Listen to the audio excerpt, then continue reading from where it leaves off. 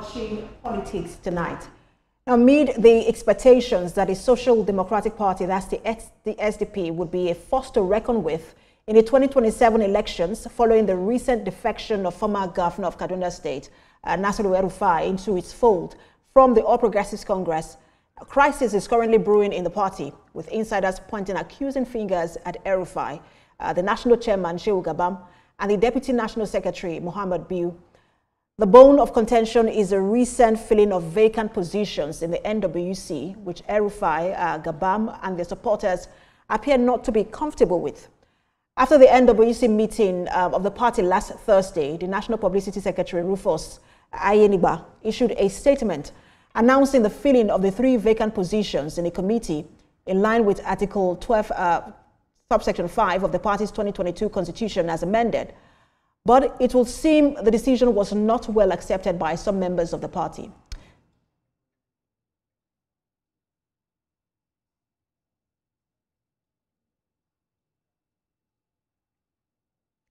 Let's now speak with Kabiru Akingbolu. He is a lawyer and political affairs analyst. He joins me live in the studio.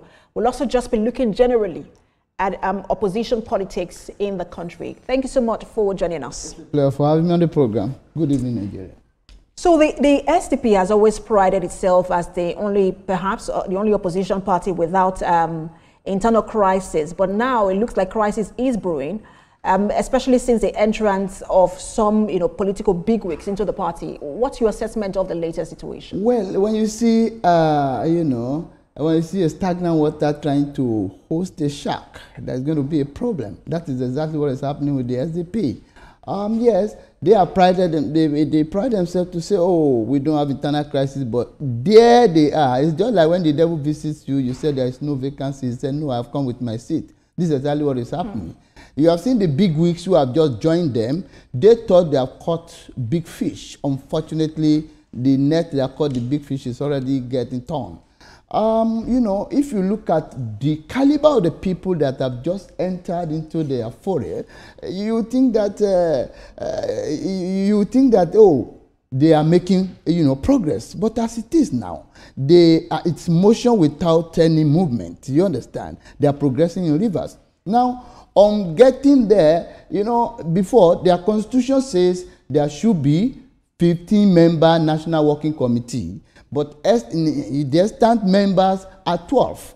Now, they wanted to add, when these people join, let us add 3 more people. Do you understand? They intended to add one Ugochukwu, Senator Ugochukwu Uba. They wanted to add one Dr. Abubakar, Sadiq, and there's another person they wanted to add, Hussein Adobelo. And that was supposed to perhaps help them expand around the country. To expand in membership to be the constitutional requirement of 15. Do you understand? To be National Working Committee members. They want Ado to be the National Financial Secretary. They want Ugochukwu to be the Deputy National Chairman for South, while they want Dr. Abubakar to be the National Deputy Vice Chairman for the North. Unfortunately, the meeting was attended. Out of the 12 members as the ESCO, National Working Committee, 11 members attended. And even Shehu Gabam, that was the chairman, even kicked against making them members of the National Working Committee. 3 people voted against, 8 people voted for that they should make them. So automatically they have become member. And that meeting took place, I think, around 15th of May or thereabout. Then on 18th, they did a letter to INEC to say, oh, we have increased the size of our National Working Committee. Kindly recognize these people. But later, the chairman himself, who kicked against the membership of these people, even denied the meeting as time goes on, as time went on. So it's becoming a kind of problem for them. So the election has not come. The stakes have not been so high like it was in the PDP or like it is in PDP or APC. But then you have started with this crisis. There are several allegations. Even some of the members, there are a lot of problems we make in Nigeria. People like El-Rufai joined them.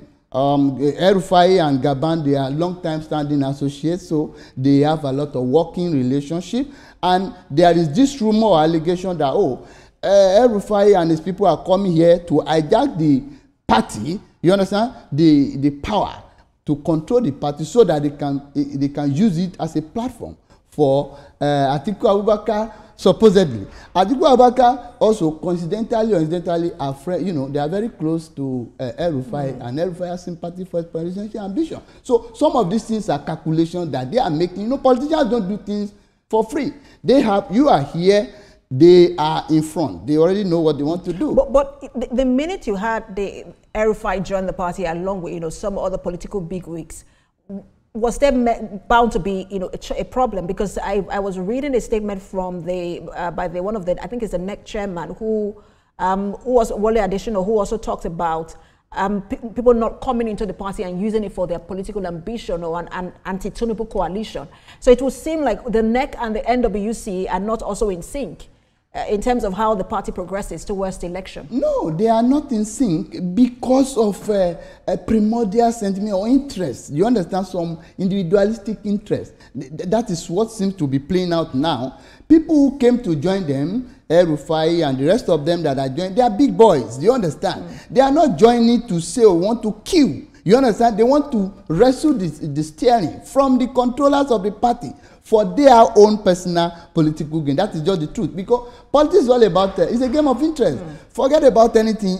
Any Nigerian politician, an average Nigerian politician is working for himself, not for anybody. If they know they are not going to gain here, they are not going to support you. So people like El-Rufai, and you know, when they are coming in, why you have some questions, you know, ordinarily you say, oh, why is it? It's natural. That, okay, why is it that when El-Rufai and his people joined that this crisis started? It's SDP that you know, has been long known to be a peaceful party. There are no rancor, there are no wrangling, no imbroglio like others. But now immediately they came in, issues have erupted because of the fact that they want to hijack, or they wanted to, or they want to hijack the, you know, political structure, the power structure of the party. That's but is that not inevitable? Because in Nigeria's politics, it's really about who has the war chest. And when you look at the people who have joined the party compared to those who have been there over the years, I mean, they have the watchers and they have the national popularity.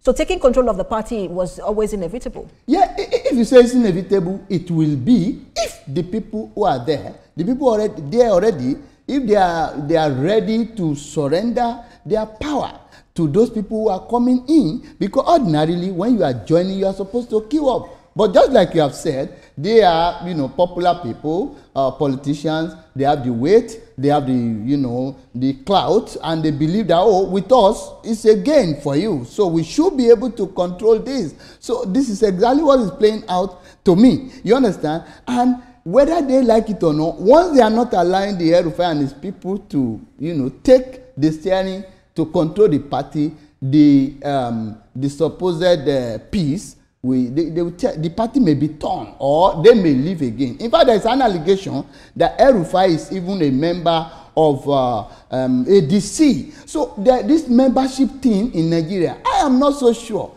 People will just say, oh, I'm decamping. In fact, to me, if you ask me, I will say El-Rufai is still a member of APC. Do you understand? By Section 77, he clearly said he has defected. That's where I'm going. Please go ahead. By Section 77 of the Electoral Act 2023 as amended, he's saying it provides that the register of members of every political party shall be with INEC. Now, if you want to decamp, you go to your ward and you write a letter of resignation from the party. Not just going on the street and say, oh, I'm no longer a member of APC. That does not make you to cease being a member. The register of members at the INEC office, your name is still there. I'm sure El-Rufai has never, I'm not so sure where he has written a letter that I see to be a member of APC. Until that is done, he's a member of APC. You can't just join gun and go and join another political party. And I think it is illegal because under the Electoral Act, there is provision for double nomination. There were two political parties nominate, you know, as a party nominates you. Party A has nominated you as a candidate for chairmanship position for social local government. Party B also at the same time has nominated you to be their candidate. Your candidature will be nullified. Now, if that is forbidden, I want to think also to belong to two political parties would be illegal, although there is no express provision in the electoral. So people like El-Rufai, you know, if you are, to me, if you ask me, El-Rufai is a very smart politician, intelligent, brilliant, you know, but then he knows the game. You know, trick is all about what politics is all about. But as I am seeing it here, it's looking like it's making a posture like that of a bath. You understand? It doesn't belong here, and it's not standing firm here. Until, you know, people like, I know, the little I know about El-Rufai, I know he's a fantastic gentleman. However, where you don't allow him to lead, he will never be your friend. That is it.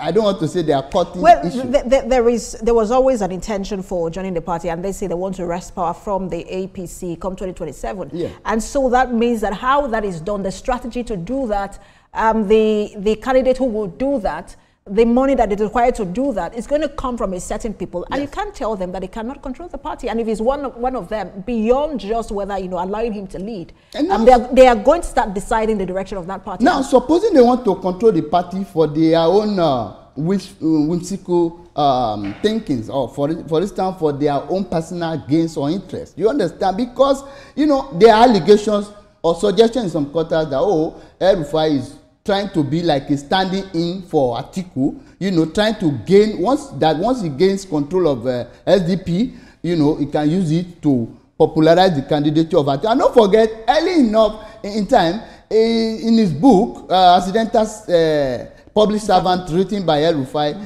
he described Atiku as a, continuous failure, as a perpetual failure who has been trying to be a president and has failed severally. You understand? But unfortunately now he's pitching 10 with him. Well, we've also seen the former president, Olusegun Obasanjo, and Atiku will also make up the bill. Yes, you understand. So this is the politics. I mean, that's what they say in politics, that there are no permanent friends and no permanent opposition, but it's just permanent interest. But I wanted to also ask you if we can draw a parallel between what's going on now in the SDP and what played out in the Labour Party, where you had Peter Obi coming.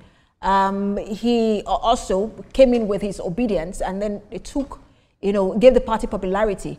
But now it looks like they have also fallen out with some party members also saying, no, you cannot hijack the party from us. Yeah, you see, they are saying that. But just like you have observed earlier on, that, well, coming to a party to take the position, it's neither here nor there. In the sense that if those who have met the settlers, those who are there already, if they allow you to take over, fine for you. It will be good for you, you sing the song. But when they say no, there will be resistance. If there is resistance, there could be factions. You know, as we talk today, PDP has been factionalized for something like this. Labour Party has been factionalized. SDP is on its own coalition cause. So there is going to be imbroglio as time goes on. Now, we are talking, unfortunately, you are talking, oh, the president wants to talk the country to a one-party state. What have you done to better the membership of your party or the progress of your own party? A man who refused to take care of his wife and his wife is snatched away, will you blame the man who is ready to take care of the wife, or the wife who has seen a better place to go? This is how the whole political party is looking at, because at the end of the day, if care is not taken, if these these political parties are behaving in this funny way, at the end of the day, there may not be any opposition. And I was going to say that, just looking at all of them, the state of the opposition parties in Nigeria, and what you make of it, because, one wonders if we've not had a viable opposition for a really long time in this country, and what exactly the challenge is. The challenges is that of personal interest against the generality of the people, or the general interest of the people. What people want, oh, so far this is not favoring me, you form out. You can see El-Rufai was one of the people who played a vital or pivotal role in making the president, the candidate of APC when the time came then. But immediately he was not being given, maybe the ministerial slot, he fell out. This is an example of it. You understand? And issue of appointment, it may not be you. I remember vividly when he met the Mr. President and said, I have worked for you. So I need to put you on hold. Yeah. Just apologies for that. I need to put you on hold because we need to go on break, and then we also need to sign out from at the TVC News, as the program will continue on our Ofcom channel. We'll take a break now and return in just a moment. Stay with us.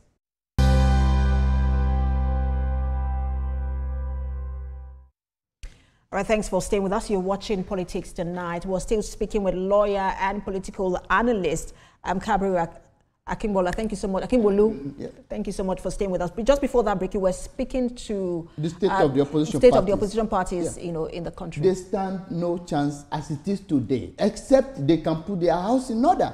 Nigerians will be happy, but the way it is, if they continue like this, because the electionary process the election is a process. You don't start in a day and say, oh, you want to win primary. Don't forget, now SDP is just trying to crawl. They have to crawl before they start to walk, before they start to run, before they start to jump. They have not reached anywhere. They are just trying to wake up. Now, don't forget, by the law, every political party must have an office in all the 774 local governments in Nigeria.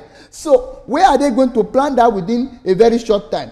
By this time next year, it's a coalition. I mean, they're planning a coalition. If they merge with other parties, they already have that structure. I mean, doesn't that already take care of it? When you merge with other political parties, don't forget there will be a new constitution.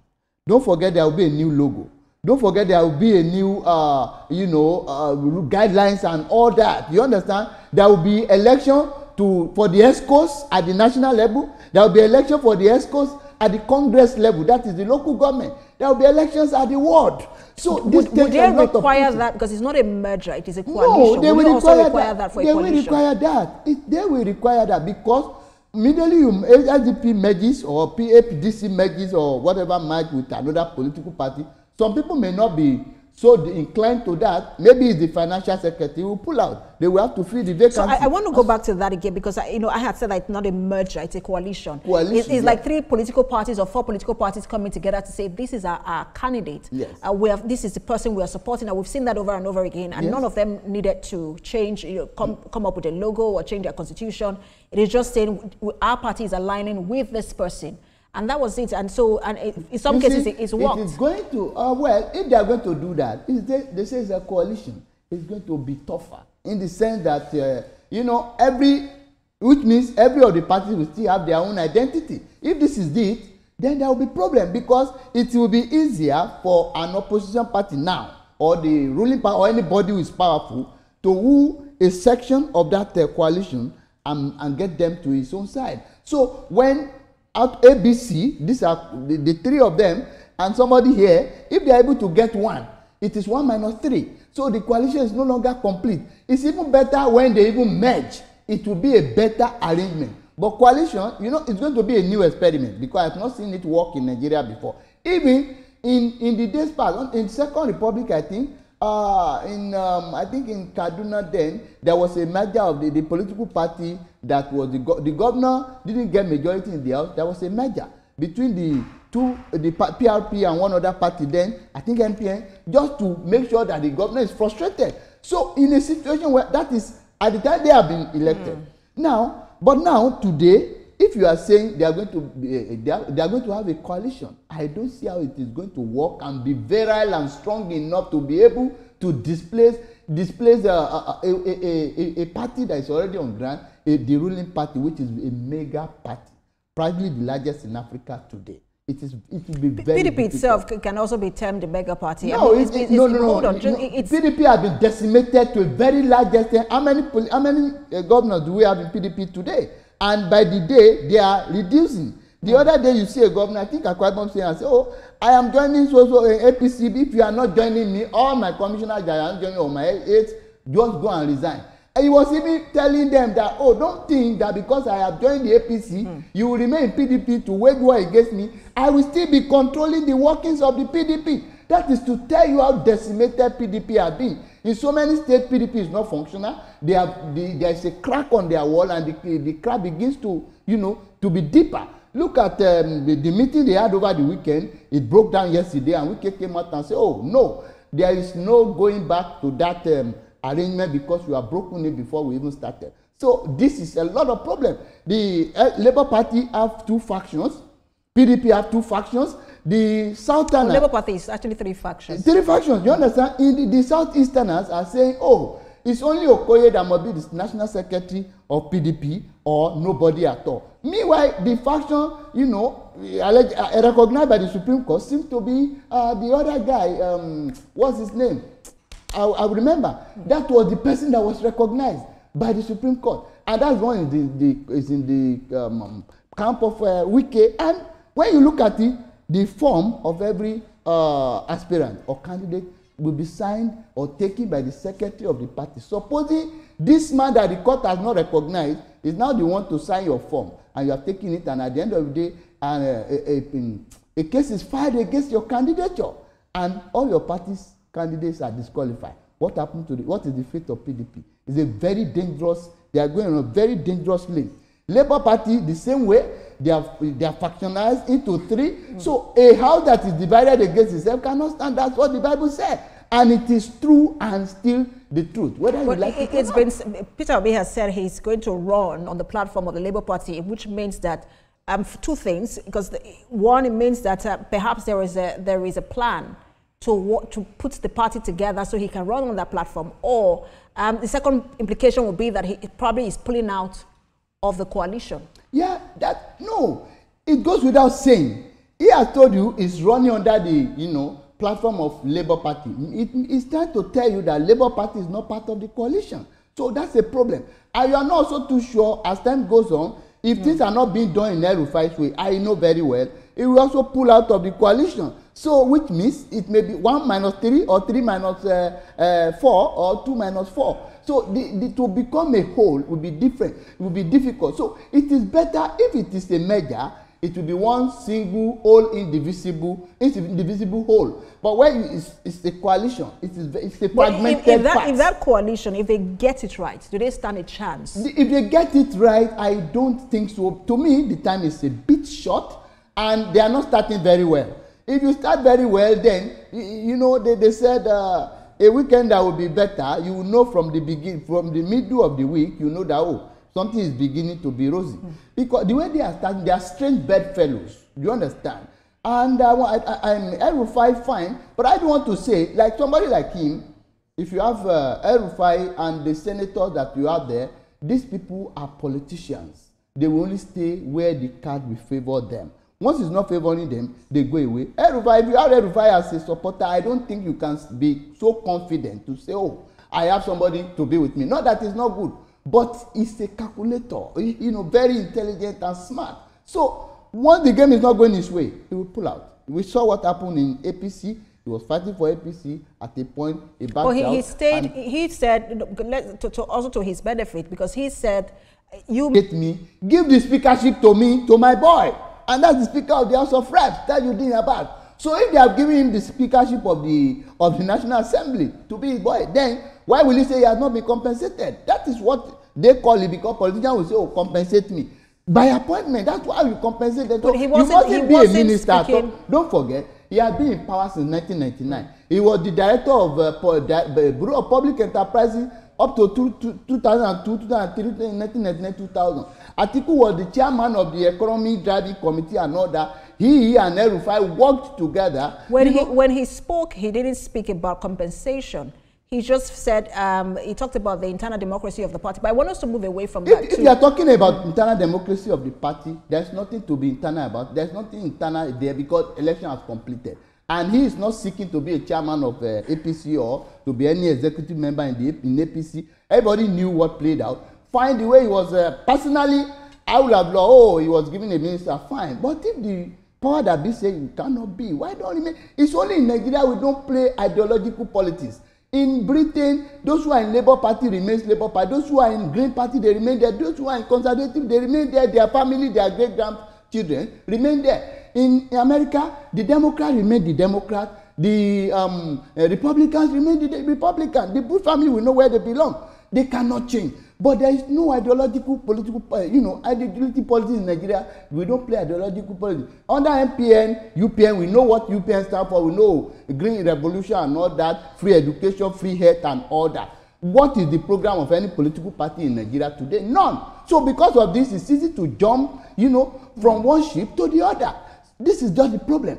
If there is ideological ideology, if there are ideologies, programs, policies that are synonymous with your party, then it will be fine. But none. It's just to say, vote for me, I will do well. Nothing again. So that's why it is easy for them to change.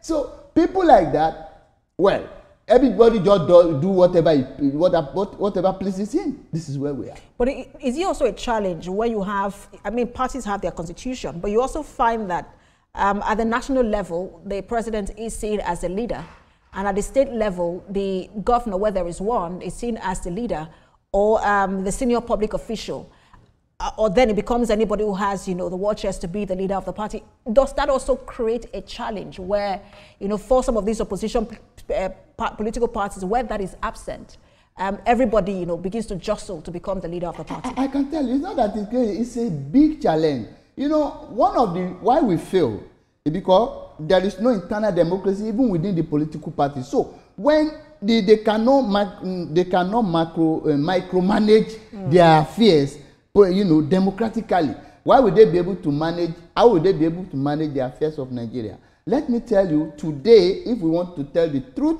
we are not in democracy. We are not yet in democracy in Nigeria. We're in civil rule. We thank God the martial boys will not come back. They will never come back. You understand? We have gained this independence of civil rule. Because if we talk of democracy, we talk of rule of law, we talk of independence of judiciary, we talk of so many other things. There will be internal, democracy, in the voting, in this selection process or whatever of the aspirants of every political party.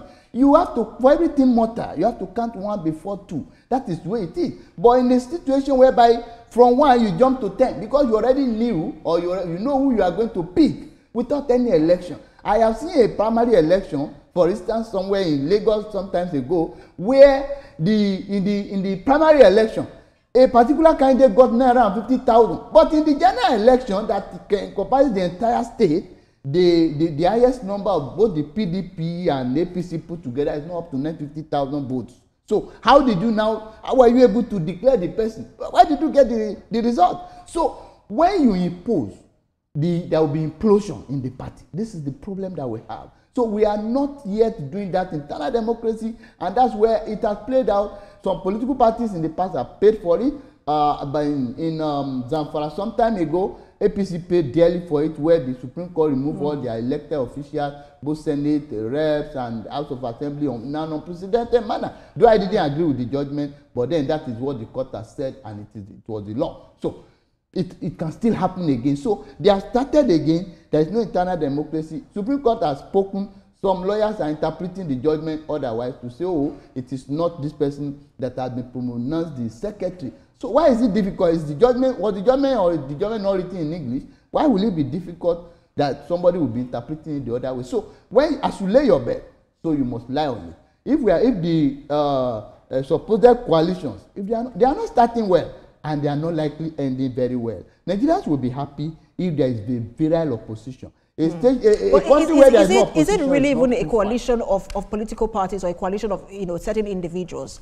Because for the PDP, I'm not sure if they have not come out to say that the former vice president is speaking on their behalf. He seems to be going on the coalition alone. And then I know that we also have 2-term governors in that party who are also looking to run for president. Let me tell you for free that the way it is today, I am not being a prophet of doom, but the way it is today, PDP cannot stand an election and defeat any strong political party.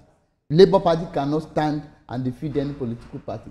SDP cannot stand and defeat any political party that is very strong. Then even what is the population of SDP? How many of them are there?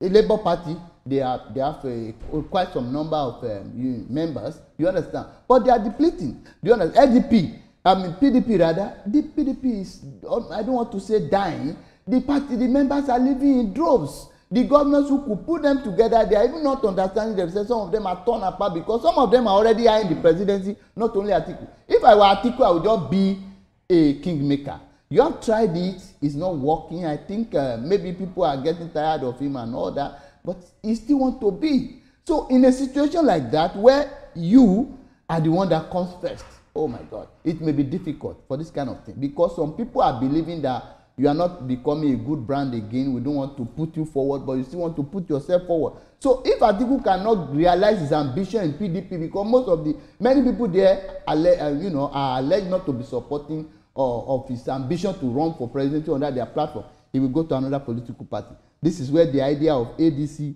and SDP is coming in. Labour Party, Peter Obi, I don't see Peter Obi working with Atiku. I doubt it so well. Because if we wanted to, he would have done so in 2023. And don't forget, there was a rumor recently, and Obi came out. These people, obedience came out to say no, there is no such arrangement that Obi has agreed to run with Atiku. So this is telling you that Atiku might be alone, and the PDP people, they don't want him to run under their platform. He might be going to another political party. If he's going to that political party and Labour Party is saying we are not part of the coalition or whatever, then PDP is also not following him. Who are those remaining? This is the problem. So speak to the strategy, because right now we see two different, strategies playing across, the country. One, which we have talked about now, is a strategy of a coalition. The other is APC, seem to be expanding its stronghold, or expanding its consolidating its power in opposition strongholds. And which of those strategies seems to be more? Let me tell you, that of APC is working more. It's becoming more efficient. Do you know why? It's just for you. They are seeing the leakage in the roof, so it's just to tap into it. It's an opportunity. Tap into the opportunity and pick it. You see somebody drenched in rain, you just give him shelter. Just come on. We have enough rooms here. Come in. This is what APC is doing. And APC is not relenting. Some people have alleged, I don't want to believe, except you can give examples if there are empirical evidence that, it's because some people don't want to be charged with EFCC case and all that. All this, I don't think they are true. Because what has the president done? What has the APC done? They have not come out to say, come and do it. But they say, we are a good political party. Come and join us.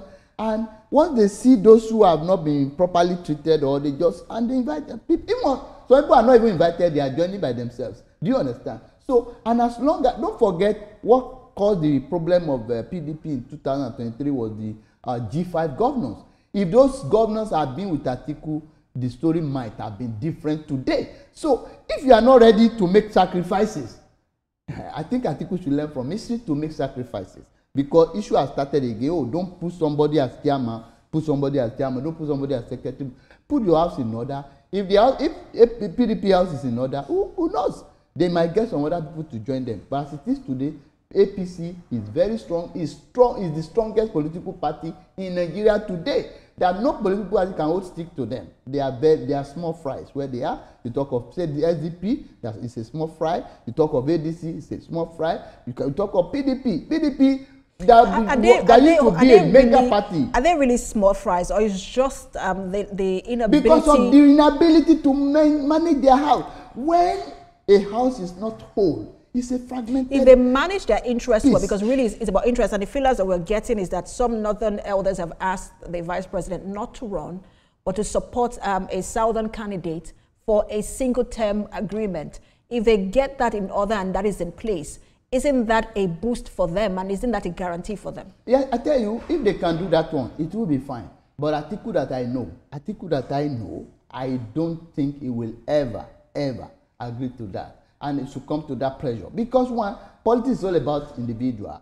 It's only when you are thinking about the people that, I want Nigeria to be fine, I want these people to be okay, that you say, okay, whatever you want, I will do it for the benefit of the people. You understand? But where that is not the idea, don't forget, in 2015, when there was merger between the CDC, CPC, AD, ACN then, and some other political partners, ANPP, and the rest of them to become APC today, Atiku contested. When he lost, what did he do? He moved away. Sometimes if people stay, if you are stable, you are stronger where you are. Do you understand? If Tinubu had run away, when in 2015 or 2019, when things seemed not to be in his favor, like it was not favorable to El-Rufai now, he wouldn't be president today. You can queue up and queue very well and be patient. They said the patient dog is the fattest bone. Who knows? It can be Atiku's turn by now. Adibi is still in APC. Who knows? The table might turn in his favor. But when you jump one ship from the other, he left PDP sometime and joined ACN and contested in 2007. If you remember, as the vice president of Obasanjo, he lost. He came back to PDP again. He contested, he lost. He went back to APC, he contested, he lost. He went back to PDP. Should you continue to trust such a politician? This is the problem I have with people like that. Is it also coincident, because just from what you're talking about, when you look at the not long line, but when you look at the line of those who have actually led this country, you realize that maybe apart from Obasanjo, that's just when the PDP was formed. So, but he was a member of that party and has not been in any other party. Most of them have stayed faithful all the while to their parties, haven't jumped ships.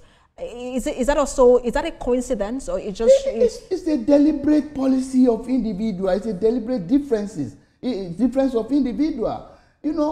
Like for example, Obasanjo never left PDP for whatever reason. Wike never left PDP for whatever reason. That is why with all Wike, none of them could stick their neck and say, oh, we are pushing you out. Because when all of them, all the Sarakis of this world, the Atiku of this world, all the these people that are now talking, when all of them left, it remained Wike. He was the one that was financing the party, was the one that had the party strong, and so on and so forth. He didn't move anywhere. Wike remained, Obasanjo remained. There are some of them there. All those Amechi and the rest of them, they left. Do you understand? So, and you also find that Buhari was in CPC for years. So if you find out, he too never left because it was CPC, transmogrified to APC. Do you understand? It's still like one political party. Tinubu had remained in his party all along, from AD to AC, from AC to ACN, from ACN now to APC.